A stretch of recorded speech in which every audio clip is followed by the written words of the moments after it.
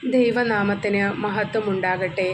ഇന്നത്തെ നമ്മുടെ വിഷയം ഷാരോണിനെക്കുറിച്ചും ഗ്രീഷ്മയെക്കുറിച്ചുമാണ്. പുതിയ തലമുറയെക്കുറിച്ച് നമുക്ക് വേദനയോടെ മാത്രമേ ഇപ്പോൾ എന്തും പറയാൻ സാധിക്കുന്നുള്ളൂ. അത്രമാത്രം അധംപതിച്ചു പോയൊരു ലോകത്തിലാണ് നമ്മൾ ജീവിക്കുന്നത്. വളരെ ചെറിയ പ്രായമുള്ള ആ പെൺകുട്ടിക്ക് സ്വന്തം കാമുകനെ ചതിച്ചു കൊല്ലാൻ ഒരു മടിയും ഉണ്ടായിരുന്നില്ല. മനസാക്ഷിയെ മരവിപ്പിക്കുന്ന ഒരു പ്രവൃത്തിയാണിത്. ഓരോ മാതാപിതാക്കളുടെയും ഹൃദയം പിടഞ്ഞു പോയിട്ടുണ്ടാകും ഇത് കേട്ടപ്പോൾ. ഷാരോൺ എന്ന മകൻ്റെ അമ്മയുടെ കരച്ചിൽ കണ്ടപ്പോൾ അറിയാതെ ഞാനും കരഞ്ഞുപോയി. എത്ര നിസ്സാരമായാണ് ആ പെൺകുട്ടി ആ മകൻ്റെ ജീവൻ എടുത്തത്. 11 ദിവസം ആശുപത്രിയിൽ ആ മകൻ അനുഭവിച്ച പ്രയാസങ്ങൾക്ക് അതിരുകളില്ല. ആ മകൻ ആ വേദന അനുഭവിച്ചത് ശരീരത്തിലും ആ മാതാപിതാക്കൾ അനുഭവിച്ചത് ഹൃദയത്തിലുമാണ്. മരണം വരെ ആ മാതാപിതാക്കൾ ഒരിക്കലും ഈ ഒരവസ്ഥയെ മറക്കാൻ സാധിക്കില്ല. ചെറുപ്പക്കാരായ എല്ലാ ആൺകുട്ടികളോടും പെൺകുട്ടികളോടും ഞാൻ വേദനയോടെ അപേക്ഷിക്കുകയാണ്. പഠിക്കേണ്ട സമയത്ത് നിങ്ങൾ പഠിക്കണം. അനാവശ്യമായ ഒരു ബന്ധങ്ങളിലും ഏർപ്പെടാൻ പോകരുത്. ജോലി കിട്ടി നല്ലൊരു പൊസിഷനിലെത്തിയാൽ നിങ്ങൾക്ക് ഇഷ്ടമുള്ള ജീവിതം തിരഞ്ഞെടുക്കാമല്ലോ.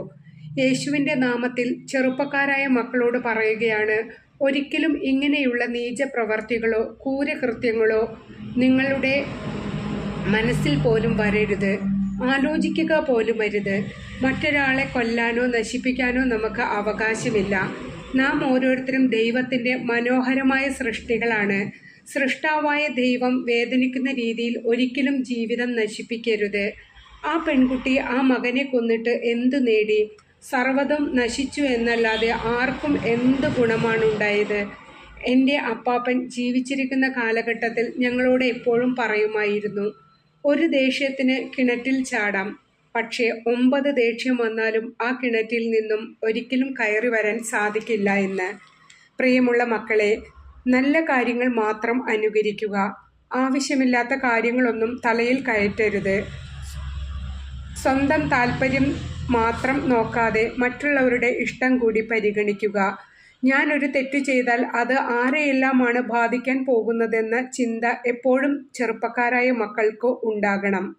അതുപോലെ തന്നെ മാതാപിതാക്കളും മക്കളെ ചെറുപ്പത്തിൽ തന്നെ പറഞ്ഞു മനസ്സിലാക്കി കൊടുക്കുക.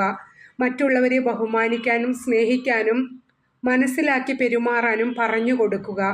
ഒരുപക്ഷെ ഗ്രീഷ്മയുടെ അമ്മ ആ പെൺകുട്ടിയെ അത് പറഞ്ഞു മനസ്സിലാക്കിയിരുന്നെങ്കിൽ ഈ ക്രൈം ആ പെൺകുട്ടി ചെയ്യില്ലായിരിക്കാം.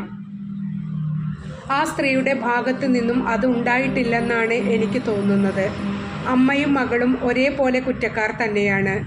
എല്ലാം സംഭവിച്ചതിന് ശേഷം വീട് വിറ്റ് മകളെ രക്ഷിക്കും എന്ന് പറയുന്നതിൽ എന്ത് ലോജിക്കാണുള്ളത്? സ്വന്തം മകളെ രക്ഷിക്കണം.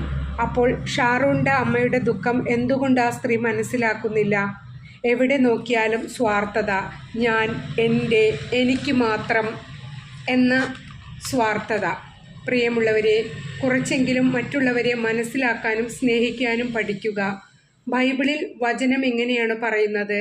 നിങ്ങൾക്ക് മറ്റുള്ളവർ ചെയ്തു തരണമെന്ന് ആഗ്രഹിക്കുന്നതെല്ലാം നിങ്ങൾ അവർക്ക് വേണ്ടി ചെയ്തു കൊടുക്കണമെന്നാണ് ഈശോ പറയുന്നത്.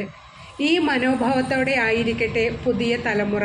ദൈവം നിങ്ങളെ സമൃദ്ധമായി അനുഗ്രഹിക്കട്ടെ. ആമേൻ.